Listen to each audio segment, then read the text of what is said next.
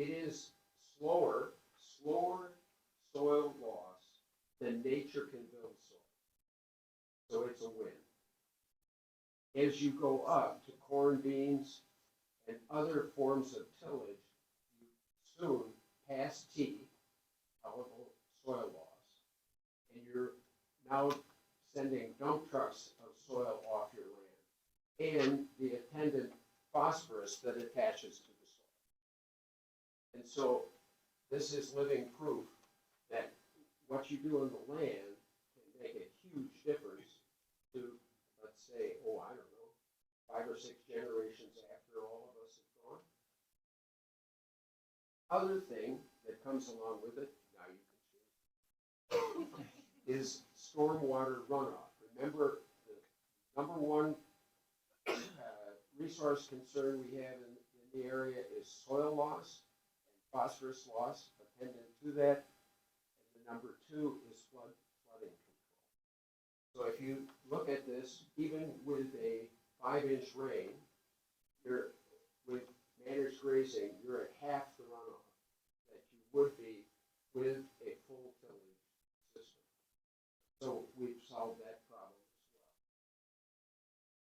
well. Underlying problem in our area, as I mentioned before, is that there was a water retention system with these dams. We've lost 3 dams, and somebody in a government position has determined we will not rebuild them. And in fact, we cannot maintain the ones that still exist. And so they're going to decommission them. So one of the big problems that we're facing in the area is how do we keep water up land, not down through Coon Valley, Stoddard, and so and so if we could convince everybody to be grazers, and we can't, but if we could, that would be one solution. One of our jobs is to come up with other solutions, be they cover crops, prairie strips, go back to terraces, or some other solution. That's our goal for the future, and now I will relinquish this wonderful. Take it. Jim likes to talk, and that's what we had today, all the way here. Our next presenter is Mike Breckel. Mike is from Westby, Wisconsin, and he actually raises elderberries on his land, and he's going to tell us a little about that. Thank you.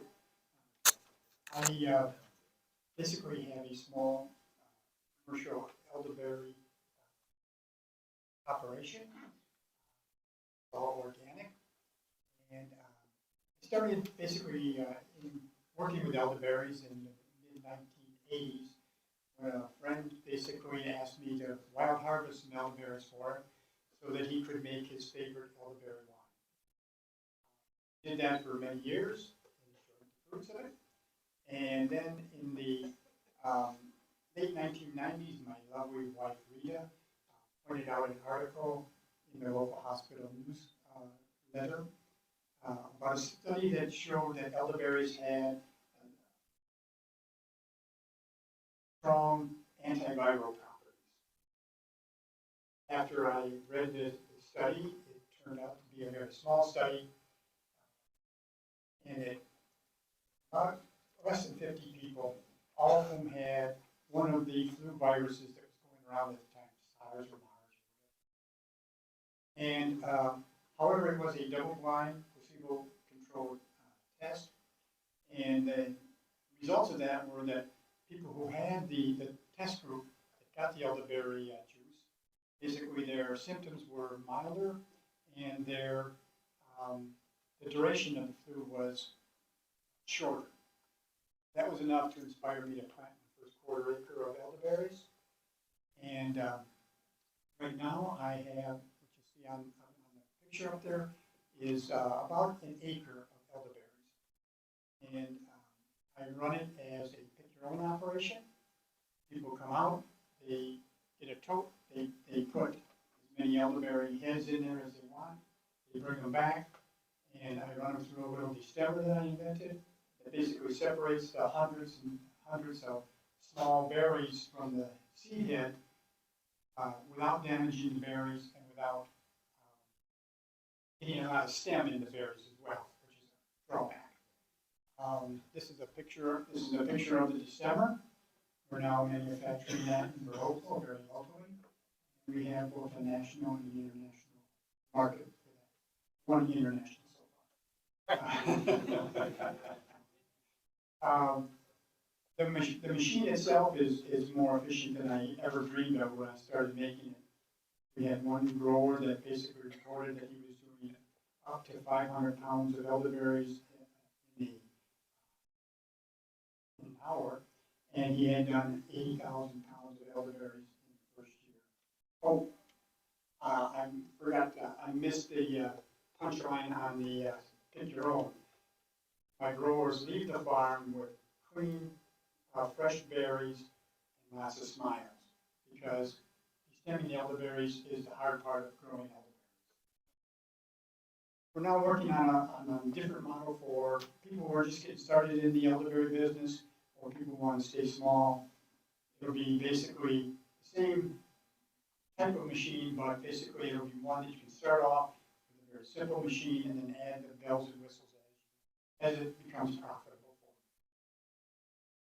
Thank you. All right, our next presenter is James Hundt. He is from Coon Valley. He's going to talk a little bit about no-till use of cover crops. So they've been doing it for about 8 years. Hi, everybody hear me good? So, I am representing my dad, so if I say something wrong, don't blame me, he's not here. We started no-tilling in 2001 and cover crops in 2016. Made a lot of mistakes. It doesn't always work right the first time. Don't be discouraged.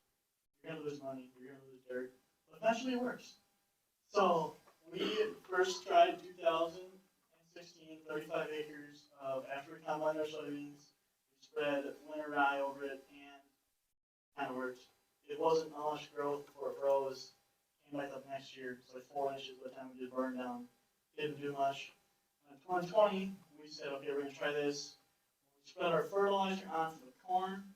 We put our no-till rye, our rye in there with it, and we just drove right through the soybeans like a month and a half before they were in combines. It was like 2 rows. Who cares? Your field's gonna be there the next year. We found it a lot more advantageous to run some soybeans over, get the rye in there, so it's like 4 inches when you combine. It looks like this. So if you're combining in, run back one. You see the picture on the right? That is our soybeans coming up the next spring. After our burn down in the spring, we have roughly 1 foot to 2 feet of actual plant matter there, which is going to be the same underneath, and it holds the ground really well. This is what it looks like in the middle of winter. These are taken this year because there's no snow. That's our field now. There's a lot of plant matter there. As soon as it gets warm, it stays warm. Keep growing. You can see in the background on the right how far it does. Our hills are really steep. Some of the stuff we combine, you can't fill the combine up all the way. It'll tip over. It's happening. So it's really steep. This works. Right. All right, and our next presenter is Matthew Canter. He's from Cashin, Wisconsin, and he has a rotational grazed dairy operation he does. Matthew, talk about it. Well, good morning. So together with my wife and our 5 children, we own and operate a 50-cow organic and grass-fed dairy farm at the top of the Coon Creek Watershed. So we're at about 1,350 feet above sea level, and everything goes downhill. So we started our farm in 2017. I am a first-generation dairy farmer. Everyone else was getting out, and I thought, hey, it's a good time to get in. I don't know. But the farm that we purchased was continuously row cropped for years and years, and as a result, we had very low organic matter and very low pH, which I then learned when I tried to plant alfalfa. Nothing came up, so I thought, well, perhaps this isn't for me. So as a result, we ended up planting those fields into perennial pasture and clover swards. So after the catastrophic flooding that Jim had mentioned back in 2018, we had a localized 13-inch rain event. And as a result of that, even up on top, springs formed on the side hills and led to land degradation in the form of gullies has affected here my neighbor Bree. So as a result of all of those factors, we ended up investing more of our time in pasture and more of our time in getting the cows outside grazing. So as a result now, our pastures are a 2-to-1 ratio of acres to cows, and erosion is very much a thing of the past. And even during these major soaking rain events, we no longer see pooling at all. The water just infiltrates. So over the past 4 years of intensive grazing, we've adapted our herd to move at least twice a day. And so we have large paddocks, and the benefit of large paddocks using reels and polywire is that we can adjust it regarding, in terms of the conditions. And we also have a mobile water station for our cows so that they can have water at all times.